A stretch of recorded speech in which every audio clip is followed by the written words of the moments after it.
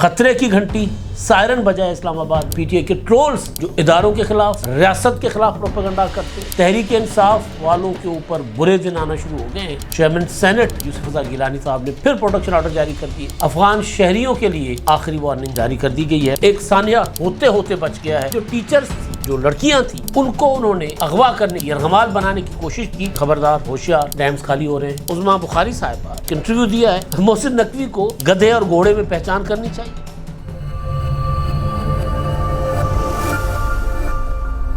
अस्सलाम वालेकुम, मैं अहमद आसूम। गुज़िश्ता 48 घंटों के दौरान काफ़ी सारी डेवलपमेंट्स हुई हैं, बड़ी बड़ी ख़बरें सामने आई हैं, कुछ अच्छी कुछ बुरी, बल्कि ज़्यादातर बुरी ख़बरें, वो सब आपके सामने रखेंगे। ख़तरे की घंटी सायरन बजाए इस्लामाबाद में। क्यों बजाया गया है सायरन और उसकी वजह क्या है, क्या ख़तरात लाहक हुए, उस पर बात होगी। चेयरमैन सेनेट यूसुफ रज़ा गिलानी साहब ने फिर प्रोटेक्शन ऑर्डर जारी कर दिए। पहले एक के किए थे, अब 2 के किए हैं, तो उसका अंजाम क्या होगा, इस पर भी बात होगी। तहरीक इंसाफ वालों के ऊपर बुरे दिन आना शुरू हो गए हैं और अब पेशियां जो हो रही हैं उसमें पीटीआई वालों के पास जो प्रोपेगेंडा है उसका कोई जवाब नहीं है। कल भी एक पेशी हुई थी और उसके बाद मामला इमरान खान साहब के पास रखने का ऐलान किया है पीटीआई के चेयरमैन ने। यानी पीटीआई के ट्रोल्स जो इदारों के ख़िलाफ़, रियासत के ख़िलाफ़ प्रोपेगेंडा करते, ट्वीट करते हैं, वो सबूतों के साथ उनके सामने रखे गए और उन्होंने कहा ये मामला इमरान खान साहब तक रखेंगे। गोया पीटीआई के पास अब दिफा नहीं है इस तरह के ट्रोल्स का। जो हुकूमत तो ठीक, लेकिन रियासत और इदारों के ख़िलाफ़ प्रोपेगेंडा करते हैं।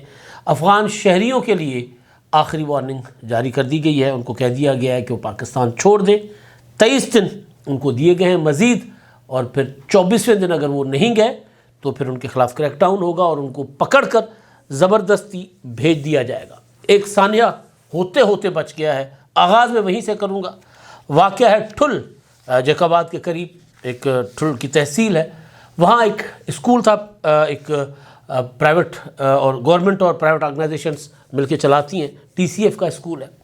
तो उसमें जो टीचर्स थी वो मामूल के मुताबिक कल ड्यूटी पर जा रही थी, तो एक डाकुओं का गैंग है, उन्होंने रोक लिया उनको। और ये गैंग वो है जिनके ख़िलाफ़ पुलिस ने 2 रोज़ पहले एक्शन लिया था, कुछ उनके लोग गिरफ़्तार किए थे। तो उन्होंने 6-7 जो टीचर्स थी, जो लड़कियां थी, असातिज़ा थी, उनको उन्होंने अगवा करने की कोशिश की, यरगमाल बनाने की कोशिश की। तो एक तो जो सिक्योरिटी गार्ड्स थे कहीं खड़े हुए, उन्होंने फायरिंग कर दी, हवाई फायरिंग कर दी, और दूसरा अहले इलाका पहुंच गए और उन्होंने मज़ाहमत की और डाकुओं को भगाया, वहाँ से मजबूर हो गए भागने पर। अगर अल्लाह ना करे वाक़या हो जाता, अगर ये टीचर्स अगवा हो जाती तो बड़ा ख़तरनाक जो है वो सूरत हाल पैदा हो सकती थी। पहले लोगों को रहज़नी करके गिरफ़्तार की, अपना अगवा किया जाता रहा। लोगों को हनी ट्रैप करके जो है वो बेले बुलाकर, जंगल बुलाकर वहाँ उनको अगवा किया जाता रहा। छोटे बच्चे, बड़े बड़े, पंजाब से लोग, हर तरफ से जो लोग थे, पश्तून थे, सिंधी थे, लोकल लोग, बाहर के लोग, उनको अगवा करके यरगमाल बनाकर उनके अहलखाना से पैसे बटोरे जाते रहे। अब आलम यह है कि टीचर्स को अगवा करने के लिए डाकू जो हैं वो सड़क पर खड़े होते हैं और फिर वहाँ से भाग निकलने में भी कामयाब होते हैं। तो ये हुकूमत सिंध के लिए एक ख़तरनाक सूरत हाल है, अलार्मिंग सूरत हाल है। तो उस पर हुकूमत को जो है वो अपना पुलिस जो है उसकी ज़रा खींचनी चाहिए, अपना क्या कहते हैं, डंडा चलाना चाहिए पुलिस के ऊपर। और अगर हुकूमत के अंदर कहा जाता है कि कुछ सियासी लोग जो हैं वो भी पुष्पनाही करते हैं इस तरह के गैंग्स की, या बरादरीज़म की बुनियाद पर ये सारा कुछ हो रहा होता है, तो उनके ख़िलाफ़ भी सख्त एक्शन होना चाहिए, क्योंकि बदअमनी ख़तरनाक हद तक बढ़ गई हुई है। ख़ास तौर पर ये जो बेल्ट है, जैकाबाद, शिकारपुर, और ये जो शिकारपुर लाड़काना रोड है, जैकाबाद शिकारपुर रोड है, सखर जैकाबाद रोड, ये सारे इन इलाकों में, कश्मोर कंदकोट, यहाँ पर बदअमनी बहुत ज़्यादा बढ़ गई हुई है और नाकाबिले बर्दाश्त। हुकूमत बेशक ये कहती रहे कि वहाँ जो गैंग्स काम करते हैं उनके पास अफ़गानिस्तान में जो अमेरिकन असला छोड़ गए थे वो वहाँ उनके पास है, बेशक कहते रहें, लेकिन बहरहाल तदारुक हुकूमत ने करना है, इनका ख़ात्मा हुकूमत ने करना है और लोगों को अमन अमान हुकूमत ने फ़राहम करना है। शाम के बाद वहाँ सड़कें वीरान हो जाती हैं, लोग घरों से नहीं निकलते, इंतहाई मजबूरी के आलम में निकलते, वरना सड़कों पर लोग नहीं आते। एक और चीज़ दिलचस्प जो हुई है वो ये हुई है कि सिंधी में के अंदर बीठे जो भाव सबको किरे जो केर کونے کو. اور انگریزی کی کہاوت کہ بھائی کامیابی کے تو کئی باب ہوتے اور ناکامی کا تو کوئی وارث نہیں ہوتا. تو محسن نقوی صاحب اگر دنوں میں اگر وہ کیا کہتے ہیں قذافی اسٹیڈیم کھڑا کر دیں تو اس کا کریڈٹ ہر کوئی لیتا ہے اور بڑا تقریب بھی ہوتی ہے. وزیر اعظم شہباز شریف صاحب بھی جاتے ہیں اور پھر اگر کرکٹ ٹیم ہار جائے تو پھر ہر کوئی محسن نقوی کے اوپر جو ہے وہ ملبہ جو ہے وہ ڈال دیتا ہے. اور ظاہر ہے محسن نقوی صاحب کے ساتھ جو مسلم لیگ نون خاص طور پر ان کا جو ہے وہ تھوڑا سا ہے آپس میں، کیونکہ محسن نقوی صاحب ذرا ان سے 10 قدم زیادہ قریب ہیں طاقتور حلقوں کے. تو محسن نقوی صاحب چیئرمین پی سی بی بھی ہیں، محسن نقوی صاحب وزیر داخلہ بھی ہیں، محسن نقوی صاحب سب کچھ ہیں. رانا ثناءاللہ صاحب کے بقول اگر محسن نقوی صاحب وزیر اعظم بننا چاہتے تو ہم کیا کر سکتے تھے، ان کی مہربانی ہے کہ انہوں نے وزیر داخلہ بننا پسند کیا. تو بہرحال اب محسن نقوی صاحب کے اوپر اب حکومت کے اندر سے تنقید آنا شروع ہو گئی. عمران خان تو کر ہی رہے تھے نا. عمران خان صاحب تو کہتے تھے کہ جی اس کو آتا کیا ہے، اس کو چیئرمین پی سی بی لگا دیا. وزیر اطلاعات ہیں پنجاب کی عظمیٰ بخاری صاحبہ، انہوں نے ایک اپنا وی نیوز کو ایک انٹرویو دیا ہے اور اس میں وی نیوز کو، اور اس میں انہوں نے کہا ہے کہ جی محسن نقوی کو گدھے اور گھوڑے میں پہچان کرنی چاہیے اور 1 سال کے لیے وہ کہتی ہیں کرکٹ کے ایونٹس مکمل طور پر ختم کر دیں، ملتوی کر کے ٹیلنٹ ہنٹ کرنا چاہیے. وہ یہ کہتی ہیں اور وہ یہ کہتی ہیں کہ جو لوگ پرفارم نہیں کرتے ان کو ٹیم میں نہیں ہونا چاہیے. ہمارے بالرز بالنگ کروانا بھول گئے ہیں، بیٹسمین بیٹنگ کرنا بھول گئے ہیں. وہی پچ ہمارے لیے مشکل ہو جاتی ہے جس پر دوسرے بلے باز بال اٹھا کر باہر پھینک رہے ہوتے ہیں. چیئرمین پی سی بی کو گدھے اور گھوڑے کی پہچان کرنی چاہیے. اب انہوں نے بیسیکلی یہ میرا خیال ہے ان کے اوپر محسن نقوی کو کہا ہے کہ جی سارے مطلب میں تو نہیں کہہ سکتا لیکن بہرحال وہ یہ کہہ رہی ہیں کہ جی آپ نے جو بھرتی کی ہے وہ فلاں ہیں، وہ یہ کہہ رہی ہیں بنیادی طور پر. اور پھر یہ کہتی ہیں کہ ٹیم میں سرجری کی نہیں ٹیلنٹ ہنٹ کی ضرورت ہے اور 1 سال کے لیے کرکٹ ختم کر دے، پاکستان میں بند کر دے، اور جب تک اعلیٰ پائے کی ٹیم نہیں بناتے تب تک ایونٹ نہیں ہونے چاہیے. اس پر مجھے اختلاف ہے. آپ جو لڑکے پرفارم نہیں کرتے نگال باہر پھینکیں، جو لابنگ کرتے، اور ہمارا مسئلہ ہی لابنگ کا ہے. کرکٹ آتی ہے لیکن لابنگ ٹیم کے لیے نہیں کھیلتے، قوم کے لیے نہیں کھیلتے، ملک کے لیے نہیں کھیلتے، لابنگ اور اپنی ذات کے لیے لڑکے کھیلتے ہیں. شوشہ زیادہ پڑ گئے ہوئے ہیں. تو انہوں نے ان کو یہ نہیں ہے کہ جی جو انٹرنیشنل ایونٹس ملتوی کر دیں یا پی ایس ایل ملتوی کر دیں، یہ کوئی آپشن نہیں ہے. آپشن یہ ہے کہ جو لڑکے پرفارم نہیں کرتے ان کو نکال باہر کریں، نئے لڑکوں کو جگہ دیں. اور جب تک یہ لڑکے انٹرنیشنل نہیں کھیلیں گے تب تک پرفارم نہیں کر سکتے. تو لہذا ڈومیسٹک میں جو اچھے لڑکے کھیل رہے ہیں ان کو اٹھائیں، لائیں.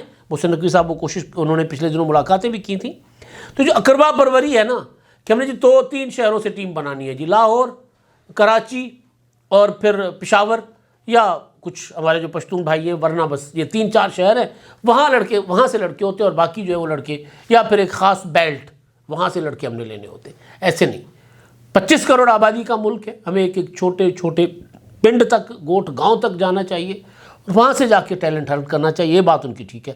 مقابلے ملتوی، یہ جو ایونٹس ہیں، ٹورنامنٹس ہیں، یہ ملتوی نہیں ہونے چاہیے. ایک اور چیز انہوں نے کی ہے پرویز خٹک کے بارے میں. تو انہوں نے کہا کہ جی پرویز خٹک کے بارے میں مجھ سے کوئی سوال نہ ہی کرے تو بہتر ہے. تو ایک تو یہ جو تھوڑا سا کسی نہ کسی شکل میں محسن نقوی صاحب کے معاملے پر جو کڑواہٹ ہے نا وہ بہرحال نظر آتی ہے. اچھا جی، اب جو خطرناک اور الارمنگ خبر میں نے آپ کو بتائی تھی وہ میں نے آپ کے سامنے رکھنی ہے. پرسوں میرے پاس کچھ وہ ڈیٹیلز آئی تھی لیکن اس پر پھر جب میں نے ارسا میں بات کیا تو وہ ادروائز کوئی بات کر رہے تھے. لیکن اب پھر اگلے ہی دن یعنی کل ارسا نے بھی وارننگ جاری کر دی ہے اور انہوں نے کہا ہے کہ جی خبردار، ہوشیار، ڈیمز خالی ہو رہے ہیں. تربیلا اور منگلا دونوں ریزروائر ٹیڈ لیول کی حد تک پہنچ چکے ہوئے ہیں اور اگر بارشیں نہیں ہوتی تو صورتحال بہت خطرناک ہوگی اور ربی کے سیزن کے باقی عرصے کے لیے جو ہے وہ پانی کی 30 سے 35% قلت کا خدشہ انہوں نے ظاہر کیا ہے. اور تمام صوبوں کے جو اریگیشن ڈپارٹمنٹس ہیں ان کو فوری اقدامات کی ہدایت کر دی گئی ہے اور کہا گیا ہے کہ بارش نہ ہونے تک صورتحال بہتر ہونے کا امکان نہیں. رواں ربی کے سیزن میں پنجاب کو 20% پانی کی قلت برداشت کی پنجاب نے ابھی تک کی ہے. سندھ نے رواں ربی کے سیزن کے دوران 16% پانی کی قلت برداشت کی ہے اور آگے پھر سندھ کو وہ جو اوورال کیونکہ ایڈوانس میں سندھ پانی لے چکا ہوا ہے تو اب جب سندھ کے بیراجز تک پانی جائے گا اب آگے تو پھر وہ 50% کی قلت ہوگی سندھ کے بیراجز پر، اس پر بھی میں آتا ہوں۔ اور ارسا نے جو خط لکھا ہے صوبوں کو، اس کے مطابق سندھ کو کا جو انڈینٹ ہے، جو طلب ہے سندھ کی پانی کی 27,000 کیوسک کے مقابلے میں 25,000 کیوسک پانی اس کو فراہم کیا جا رہا ہے۔ پنجاب کو 40,000 کیوسک کی طلب جو انڈینٹ ہے اس کے مقابلے میں جو ہے وہ 40 کیوسک فراہم کیا جا رہا ہے، اور پنجاب کا انڈینٹ 45,000 کیوسک ہے۔ اور تربیلا کی جو ڈیڈ لیول ہے وہ ہے 1402 فٹ، تربیلا یعنی بالکل پانی ختم جس کو سمجھیں وہ ہوتا ہے۔ اور اس وقت اور منگلا کی ہے 1050 فٹ ڈیڈ لیول۔ اس وقت جو تربیلا میں ہے وہ ڈیڈ لیول سے صرف 7 فٹ اوپر ہے پانی، یعنی 1409 فٹ پانی ہے، اور منگلا میں جو ہے وہ صرف 38 فٹ زیادہ پانی ہے، 1088 فٹ۔ تو یہ صورتحال ہے ہمارے اپنا ڈیموں کی۔ اور 2 روز پہلے جو سندھ حکومت کا مراسلہ سندھ حکومت نے جاری کی تھی، ایک الرٹ جاری کیا تھا اپنے تمام جو ڈسٹرکٹس کو، اس میں کہا یہ گیا تھا کہ جی تربیلا اور منگلا کیونکہ آئندہ چند روز میں خالی ہونے لگے ہیں بالکل، تو اس کے بعد سندھ میں پانی کی شدید قلت 50% تک سندھ کے بیراجز کو قلت کا سامنا کرنا پڑے گا، جس سے متاثر جو ہوں گے اضلاع شدید متاثر ہوں گے۔ ان میں کراچی، حیدرآباد۔ اچھا، کراچی اور حیدرآباد پینے کا انحصار، پانی کا انحصار، جو ہمارے جو بڑے شہر ہیں دونوں، ایون سکھر دریائے سندھ کے پانی پر انحصار ہے۔ تو کراچی اگر دریائے سندھ میں شدید قلت ہوتی ہے تو پھر کراچی جو پہلے ہی لوگ ٹینکر سے پانی پیتے ہیں تو وہاں صورتحال ابتر ہو جائے گی کراچی کی اور حیدرآباد کی۔ دوسری جو اس کے علاوہ جو ڈسٹرکٹس ہیں بتائے گئے، ٹھٹا، بدین، دادو، سکھر، گھوٹکی، خیرپور میرس، بے نظیر آباد، نوشہر و فیروز، لاڑکانو، جیک آباد اور تھرپارکر، یہاں اثرات ہوں گے، شدید قسم کے اثرات ہوں گے۔ سندھ میں ظاہر ہے پنجاب کے مقابلے میں ارلی فصل ہوتی ہے، گندم تقریباً کٹائی کی سٹیج پر ہے، لیکن اس کے باوجود کئی فصلوں کو پانی کی ضرورت ہوتی ہے۔ تو سندھ میں 50% جو ہے وہ قلت، اور پنجاب بھی لگ بھگ اس کے قریب قریب جو صورتحال پیدا ہو رہی ہے، تو پانی کی قلت کا پنجاب سامنا کر رہے گا۔ خشک سالی بدترین حد تک بڑھ رہی ہے۔ پرسوں میری بات ہوئی تھی ارسا میں، تو جو میرے سورسز ہیں وہ یہ کہہ رہے تھے کہ امید ہے کہ 10 کے بعد کوئی 10، 11، 12 مارچ کو پانی اپنا بارش کا ایک اسپیل آ رہا ہے، اس کے بعد ایک اور اسپیل آئے گا۔ اگر وہ صحیح بارش ہوئی تو پھر ہم کچھ چیزیں مینیج کر سکتے ہیں، ورنہ پھر خشک سالی بڑھ جائے گی۔ ایک تو یہ معاملہ ہے۔ دوسرا، اب میں نے آپ کو بتایا تھا افغان شہریوں والا، تحریک انصاف والے معاملے پر میں آتا ہوں۔ افغان شہریوں کو جو افغان نیشنل کارڈ ہولڈر ہیں، افغان سٹیزن کارڈ ہولڈر ہیں، ان کو وزارت داخلہ نے ایک بار پھر ایک ان کے لیے حکم نامہ جاری کیا ہے۔ پہلے بھی ان کو کہا گیا تھا کہ جو غیر قانونی طور پر پاکستان میں مقیم ہیں، جن کے پاس ویزا نہیں ہے، وہ آ کر غیر قانونی طور پر یہاں رہ رہے ہیں، ان کو پہلے بھی واپس بھیجا گیا تھا، اور ایک آپریشن ہوا۔ آپریشن سے مراد کہ ان کو کہا گیا تھا کہ جائیں، پھر پکڑ کر بھی بھیجے گئے تھے۔ اب دوبارہ ایک حکم نامہ جاری کیا گیا ہے، کہا گیا کہ 31 مارچ 2025 تک یہ پاکستان چھوڑ دیں آپ، اور 1 نومبر 2023 سے جو نافذ تھا آرڈر IFRP، وہ اس کے تحت ان کو کہا گیا کہ جی آپ جائیں یہاں سے۔ اور افغان سٹیزنز کارڈ ہولڈر کو کہا گیا کہ اگر وہ نہیں جائیں گے تو 1 اپریل 2025 کے بعد ان کو ڈپورٹ کرنے کا کام شروع کر دیا جائے گا۔ اور یہ ضرور اس میں کہا گیا ہے کہ جو یہ افغان سٹیزنز کارڈ ہولڈر ہیں ان کو باعزت طریقے سے واپس بھیجا جائے گا، اور واپسی کے عمل کے دوران ان کے ساتھ کسی قسم کی کوئی بدسلوکی نہیں کی جائے گی۔ واپس جانے والے غیر ملکیوں کے لیے خوراک، صحت کی دیکھ بھال کے انتظامات بھی کیے جائیں گے۔ اور یہ جو ہے وہ افغانیوں کے لیے کہا گیا ہے۔ صورتحال کیونکہ دن بدن پاکستان میں دہشت گردی کے حوالے سے ابتر ہوتی جا رہی ہے، اور ریسنٹلی جو رپورٹ سامنے آئی ہیں ان میں کہا یہ گیا ہے کہ افغان شہری جو ہیں، افغان نیشنل جو ہیں، یا ایون طالبان کمانڈر، وہ پاکستان میں دہشت گردی کی وارداتوں میں ملوث پائے گئے ہیں، آپریشنز میں مارے بھی گئے ہیں۔ اور ابھی جو بنو حملہ ہوا ہے اس میں بھی کہا گیا کہ اس میں افغان شہری ملوث تھے، اور افغانستان میں پلاننگ کی گئی تھی بنو چھاونی پر جو حملہ کیا گیا تھا اس کی۔ تو یہ ایک خبر تھی۔ اچھا جی، اب میں آتا ہوں تحریک انصاف اور اس کے بعد یوسف رضا گیلانی صاحب نے جو پروڈکشن آرڈر جاری کیے ہیں، ہوا یہ ہے کہ جی پی ٹی آئی والے ظاہر آ تو چکی ہوئی سی بھائی، ان کا خیال تھا کہ جی ہمیں کوئی پوچھے گا نہیں، تو اب سوشل میڈیا پر وہ جو ریاست اور ادارے اور خاص طور پر فوج مخالف پروپیگنڈا ہے، اس کے لیے طلب کیا گیا تھا پی ٹی آئی کے سوشل میڈیا کی ٹیم کو، ایک جے آئی ٹی بنائی گئی تھی اس جے آئی ٹی کے سامنے، تو اس میں کچھ سوالات کیے گئے تھے، ان سے سخت سوالات کا سامنا تھا، اور اس میں سوشل میڈیا پر پوسٹ سے متعلق ان کو دکھایا گیا، چیزیں ان کے سامنے رکھی گئیں، بیرسٹر گوہر اور دیگر سے پارٹی کی فائنینسنگ کے متعلق بھی سوالات کیے گئے، یہ میڈیا رپورٹ کر رہا ہے ذرائع سے، اور فائنینسنگ ڈپارٹمنٹ کے 2 افراد کو بھی جے آئی ٹی کے سامنے پیش ہونا پڑا۔ عالیہ حمزہ اور کنول شوذب کی جانب سے ان کے وکیل doctor Imran Ali J I T کے سامنے پیش ہوئے، تاہم جے آئی ٹی نے آئندہ طلبی پر دونوں خواتین کو ہر صورت پیش ہونے کی ہدایت کی ہے، اور ساتھ ساتھ تحریک انصاف کی 15 پارٹی ارکان کو بھی طلب کیا گیا تھا، لیکن ان میں سے صرف 3 لوگ کل پیش ہوئے ہیں، شیخ وقاص اکرم، سلمان اکرم راجہ، خالد خورشید خان، اون عباس بپی۔ اب اون تو گرفتار ہے، اون عباس بپی صاحب تو گرفتار ہیں، سینیٹر ہیں یہ۔ کنول شوذب اور عالیہ حمزہ کو بھی طلب کیا گیا تھا، اور جو دوسری طرف جو بیرسٹر گوہر جو پیش ہوئے تھے، انہوں نے ان سے 1.5 گھنٹے تک پوچھ گچھ کی گئی، اور پھر بیرسٹر گوہر کا کہنا یہ ہے، ایکسپریس نیوز رپورٹ کر رہا ہے کہ جنہوں نے بیرسٹر گوہر صاحب سے بات کی تو ان کا کہنا یہ ہے کہ جی ان کو دکھائی گئی پوسٹس، اور وہ نہیں چاہتے ریاست کے خلاف پروپیگنڈا، اداروں کے خلاف پروپیگنڈا سے ان کا کوئی تعلق نہیں ہے، اور انہوں نے اپنے اکاؤنٹ سے کوئی ایسی پوسٹ شیئر نہیں کی، تاہم جو مواد ان کو دکھایا گیا یا جو سوالات ان کے سامنے اٹھائے گئے، وہ کہتے ہیں کہ جی وہ سوالات عمران خان صاحب سے ان پر وہ ڈسکس کریں گے، ان سے مشاورت کریں گے، اور جو چیزیں ان کو دکھائی گئی ہیں وہ عمران خان صاحب کو کے سامنے جا کر رکھیں گے، ان سے بات کریں گے۔ اب جو مسلسل ایک چیز ہو رہی ہے نا، وہ یہ ہے کہ پی ٹی آئی کے لوگ جو ہیں، عمران خان صاحب ان لوگوں کو تھپکی دیتے ہیں، شاباشی دیتے ہیں جو لوگ غلیظ اور گندا پروپیگنڈا کرتے ہیں، ان کو ڈسٹنس ان سے نہیں کرتے۔ وہ کہتے ہیں ہمارے ساتھ یہ ہو رہا ہے تو ہمارے لوگ اگر یہ کر رہے ہیں تو کیا اس میں غلط کر رہے ہیں، اگر مگر چونکہ چنانچہ سے وہ لوگوں کو پروٹیکٹ کر رہے ہوتے، پھر ان کو کی بورڈ واریر کہتے ہیں۔ وہ کہتے ہیں سوشل میڈیا ہماری اصل طاقت ہے، عمران خان صاحب کہتے ہیں، لیکن اس طاقت کا اثر ختم ہو گیا ہوا ہے، کیونکہ سوشل میڈیا پر اتنا جھوٹ بولا جا رہا ہے، اتنا پروپیگنڈا کیا جا رہا ہے کہ اب یہ پی ٹی آئی والے خود اس جھوٹ کے آسرے میں جی کے 2-2.5 سالوں کے بعد اب ان کا بھی یقین اٹھ گیا ہوا ہے۔ جو سوشل میڈیا پر مزے لیتے ہیں نا، یوٹیوب پر یا ٹویٹر پر، وہ تو ٹھیک ہے، لیکن جو عام پولیٹیکل ورکر ہے پی ٹی آئی کا، وہ اب سمجھ رہا ہے کہ یار یہ تو جھوٹ اور فریب کی دنیا ہے، اور وہ اس چکر میں آ ہی نہیں رہے۔ دیکھیں آپ پی ٹی آئی کا زور آہستہ آہستہ اس وجہ سے ٹوٹتا جا رہا ہے، کم ہوتا جا رہا ہے۔